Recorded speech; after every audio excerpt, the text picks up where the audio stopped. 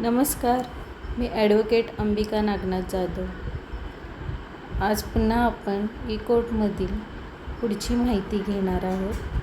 तर तुम्ही स्क्रीनवर पाहू शकता की केस स्टेटसमध्ये आपण केस नंबर आणि पार्टी नेम याची माहिती ऑलरेडी घेतलेली आहे मागील व्हिडिओमध्ये. तर आज आपण फायलिंग नंबर याची माहिती घेऊयात. फायलिंग नंबर मीन्स जो तुमचा केस नंबर फाईल केलेला आहे. आता तरी ऑनलाईन फायलिंग होते सुरुवातीला कोर्टात आणि ऑनलाईन CNR नंबर पडतो, त्यानंतर ऑफलाईन नंबर सुद्धा पडतो. त्यानंतर तुम्ही ऑनलाईन आणि ऑफलाईन अशी दोन्ही पद्धतीने जो तुमचा मोबाईल नंबर तिथे दिलेला आहे त्याप्रमाणे तुम्हाला मेसेजेस येतात. तर फायलिंग नंबरमध्ये तुम्ही फायलिंग नंबर जेव्हा फायलिंगमध्ये जेव्हा फाईल करतात एखादी केस, त्यावेळी तुम्हाला एक नंबर दिला जातो. त्यानुसार तुम्हाला इथे फायलिंग नंबर जे काही आहे तुमचा, आता सध्या तर कोर्ट कॉम्प्लेक्स आहे तो तुम्ही सिलेक्ट करून, आता इथं मी Solapur district and session code घेतलेला आहे आणि फायलिंग नंबर तुमचा मी एक ॲज एक्झाम्पल 100 घेते आणि 2026 इयर.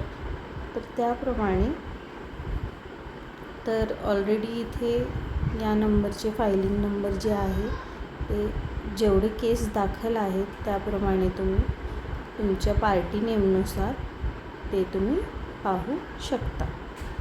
तर इथे रिसेट मीन्स मी इथे क्लिक करते. रिसेट मीन्स पुन्हा एकदा तुम्ही तुमची माहिती जी आहे तिथे टाकू शकता आणि पुन्हा रिसेट करून तुम्ही तुमची माहिती मिळवू शकता. तसेच फायलिंग नंबर झाल्यानंतर आपण FIR नंबर हे देखील आज माहिती बघूया. तर इथे कोर्ट कॉम्प्लेक्स सिलेक्ट जे काही इथे सोलापूरचे, कारण मी सोलापूर शहर निवडलेला होता त्यानुसार तेथील हे डिस्ट्रिक्ट कोर्ट दिसत आहे. त्याप्रमाणे आपण Solapur and district and session court, police station, इथे जेवढे आपले सोलापूरचे पोलीस स्टेशन आहेत तिथे तुम्हाला स्क्रीनवर दिसत आहेत. त्याप्रमाणे तुम्ही ज्या एरियामध्ये राहता किंवा ज्या एरियामध्ये गुन्हा घडलेला आहे त्याप्रमाणे तुम्हाला तेथील पोलीस स्टेशन सिलेक्ट करावं लागेल. तर मी as a example jail road first असं पोलीस स्टेशन निवडलेलं आहे.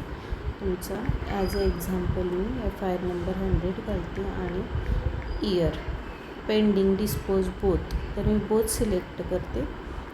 तर एक केस आहे. तर याप्रमाणे तुम्हाला FIR नंबरवरून तुमचा जो काही आहे नंबर टाकला तर या FIR नंबरवरून आता तुम्हाला ही पण माहिती असेल की ऑनलाईन FIR आपल्याला मिळू शकते. तर त्याप्रमाणे आपल्याला पोलीस स्टेशन आणि FIR दाखल केल्यानंतर पोलीस स्टेशन आणि FIR नंबरवरून तुम्ही तुमचा चार्जशीट दाखल झालेला आहे का नाही, त्यावरून तुमचा RCC नंबर किंवा डिस्ट्रिक्ट अँड सेशन कोर्टमधील केसेस याची तुम्ही पाहणी करू शकता. अथवा तुम्ही बेल ॲप्लिकेशन आरोपीचे दाखल केलेले असतील किंवा त्याबद्दल तुम्हाला माहिती असेल तर त्या स्वरूपाची सर्व माहिती तुम्हाला यामध्ये मिळून जाईल. तर आज आपण फायलिंग नंबर आणि FIR नंबर हे कसं वापरायचा, त्याचा वापर कसा करायचा याबद्दल आपण माहिती घेतली.